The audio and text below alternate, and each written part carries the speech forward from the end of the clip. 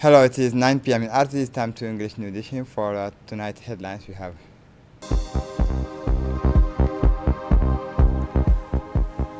a Steve ceremony in honor of Hair Isa, recognized as an intangible cultural heritage of humanity.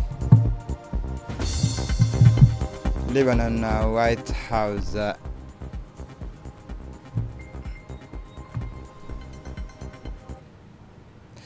Welcome to our newsroom. On Sunday, 26 January, the Djibouti International Exhibition Center was alive with the Spring Festival organized by the Confucius Institute of Djibouti in collaboration with MENFOP, the Chinese Embassy and Chinese Business Association. The event was attended by prominent figures including the Minister of National Education, Mustafa Mohammed Mahmoud, the Chinese Ambassador, Mr. Hu Bin. On their arrival, they were warmly welcomed by students from the institute before visiting stands dedicated to cultural activities. The ceremony began with the playing of national anthems and a video summarizing the institute's activities in 2024. In their speeches, the minister and the ambassador stressed the importance of strengthening educational cooperation between Djibouti and China. They'll be promoting cultural and linguistic exchanges under the sign of a wooden snake. The celebration also included the presentations of prizes for the Chinese characters writing competition and the lottery for young high school students. Guests were delighted by colorful performances and music, lion dances, and traditional song, offering a real moment of entertainment and cultural cheering. The festival not only celebrates Chinese New Year but also strengthening ties between the community, promoting mutual understanding and friendship.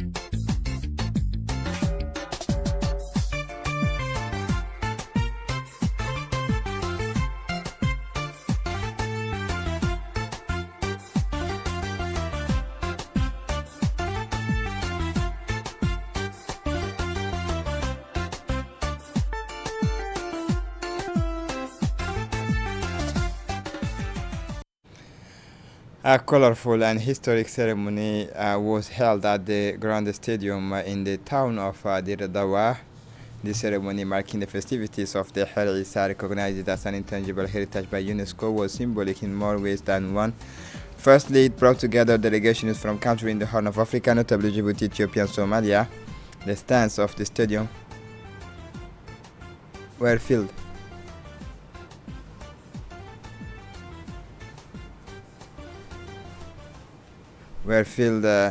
and the stands of the stadium were filled with the thousands of people, all of whom sang and danced to the traditional rhythms created for the occasion. Djibouti's Minister of Youth, Dr. Hibu Mohamed Asobe, was in attendance, as was the President of Ethiopia Somali region, Mustafa Muhammad Omar, the Ogas of the Isa community. Mustafa honored the ceremony with his presence. It was the culmination of year of work and is now recognized as an intangible heritage by United Nations Educational, Scientific and Cultural Organization.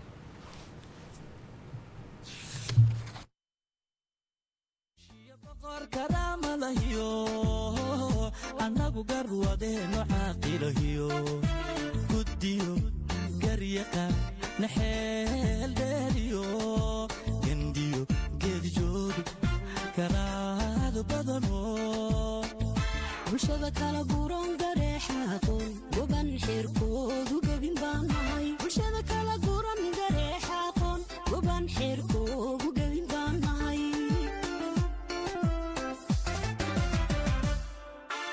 annagoo gayxoda kunaalona ogor hore calanka doogaliyo gadaadinay dowladnimatama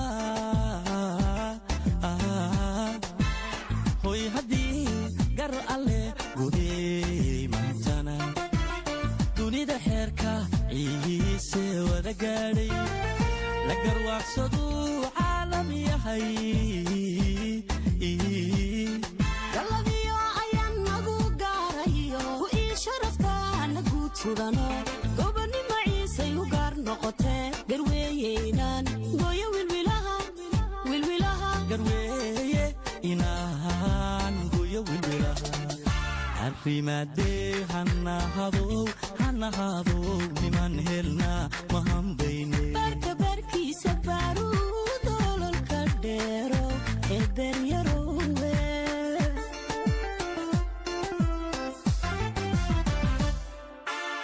annagoo gayxora kunaalona ogor hore calanka doogaliyo gadaadina dowladnimatama gadaadina dowladnimatama. The artists from all over the regions were not to be outdone, especially the national artists who turned out in forces to celebrate this historic event of Isa with joy and allegiance.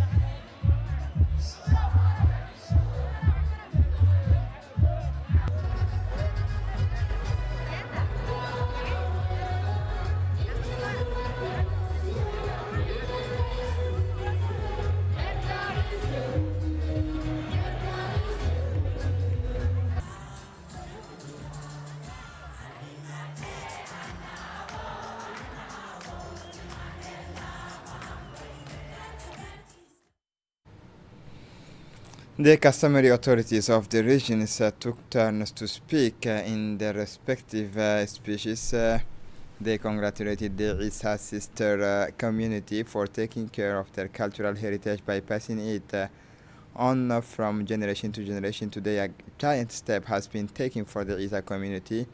Their customary rights have been recognized by the United Nations as universal assets.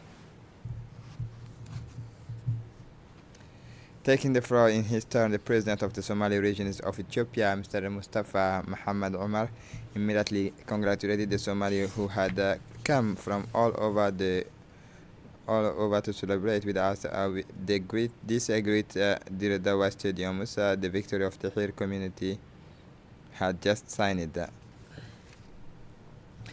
The head of the delegation from Djibouti who took part in the ceremony at Dirdawa, the Minister of Youth and Culture, Hiba Momin Asowe, which is the culmination of years of work by the teams of experts, elders, and writers who have contributed to customary law.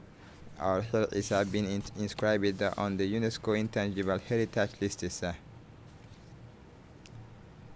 Ogas Mustafa Muhammad Ibrahim began by thanking all those who have contributed in any way to this customary law, or Hir Isa being recognized as a customary law legislated by UNESCO. The Ogas of Isa community praised the remarkable work of men and women from the countries such as Djibouti, Somalia, and Ethiopia who have worked tirelessly, including City Heritage, where Ayan Musa heads. Heading to the north of the country after Tajura, in the Tajura region, following her visit to the village of Dai, the Minister of Social Affairs Solidarity traveled to the locality of Itki in the sub-prefecture of Randa, accompanied by the local authorities and members of the parliament from the region. The minister was welcomed by the community of Itki, who turned out in mass for this visit, which was part of a National Solidarity Week. The minister met the local community. With this visit is a concrete example of the government's proximity policy, which aims to strengthen the links between public authorities and citizens, particularly in rural areas where social challenges are often more acute. The main aim of the meeting was to enable the minister to listen directly to the concerns of local residents, discuss their day-to-day realities, and identify practical solutions to the difficulties they face.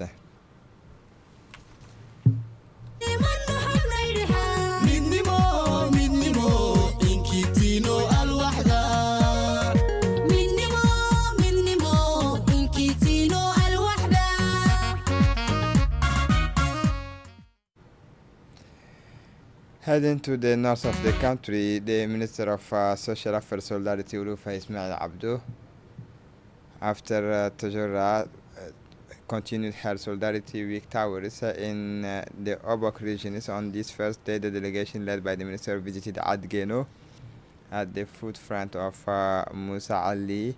The population of Adgeno, a very remote locality in Al Dasa prefecture, was on one hand this Saturday morning to welcome the Minister of Social Affairs Solidarity, Ulufa Ismail Abdo, alongside the Prefect of Obok, Musa Adam Migane, the President of the Regional Council, Mohammed Hamad Ismail, and the Member of Parliament, Ali Hamad Hassan, and Fatuma Mohammed Hamadou.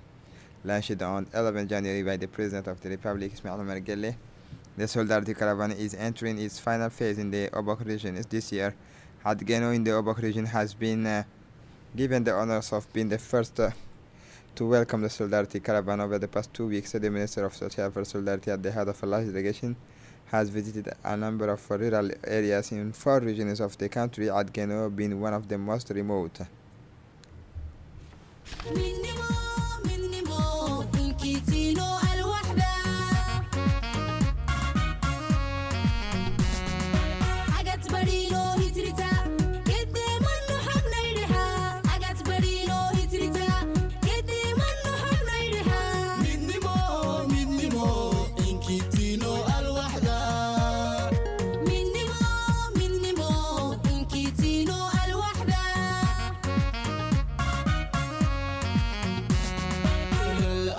وزارتنا انتم للشعب حاضر في شؤون الاجتماعي دائما الشعب عند المخاطر بالخير والعطاء تقدم الشعب في فاخر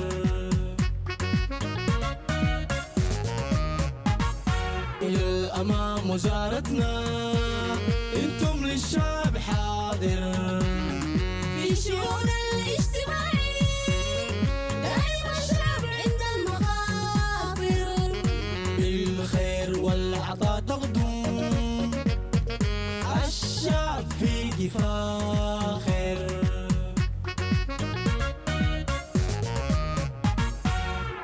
بحكمتكم الوزارة أنجزت إنجاز زاهر شعبنا. Right of the visit by the Minister of Social Affairs Solidarity, Ulufa Ismail Abdo, was a meeting with the community of Adgeno. The school of the same names was the venue for the meeting, where representatives of the local community expressed their thanks to the minister for her visit. The main aim of the visit was to discuss and exchange ideas directly with the rural communities, in particular to find out about their living conditions and find appropriate solutions to improve them by registering their request for direct access to basic social services through the Solidarity Caravan. The local meetings help to improve understanding of local realities and enable the Ministry of Social Affairs Solidarity to gain a better understanding of the day-to-day challenges faced by the population in order to support them and lift them out of precariousness through appropriate programs.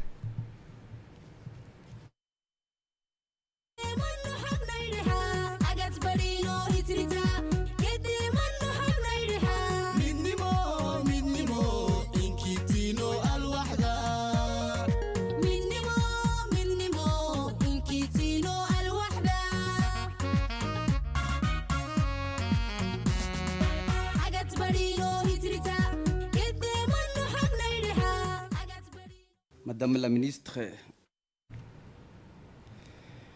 The Minister of Social Affairs Solidarity, Ulufa Ismail Abdo, said that during her travels in the Obok region, it said that several points were raised, including the construction of a borehole, cash transfer and transfers in kind, the establishment of a community fund, the construction of a dormitory for primary school children, and the construction of a community hall for various meetings and for women working in craft industries. Minister of Ulufa Ismail Abdo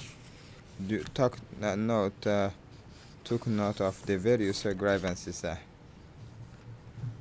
for the international scene as part of the prisoner exchange agreement between the Israeli occupations and Palestinian factions.